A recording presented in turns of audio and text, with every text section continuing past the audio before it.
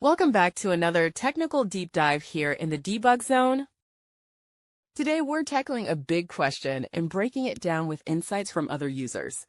Hopefully this clears up some misconceptions and helps you get the answer you need. So buckle up, stay a little curious, and let's jump right in.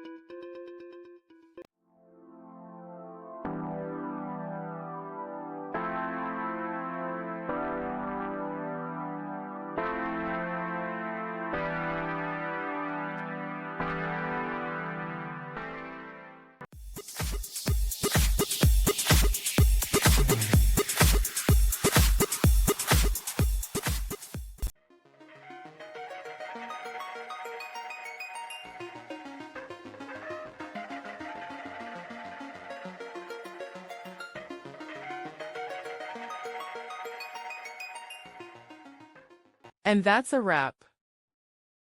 I hope you found the answer you were looking for. If you did, take a second to hit that subscribe button. It really helps out. And let me know in the comments which solution worked best for you. See you next time in the debug zone.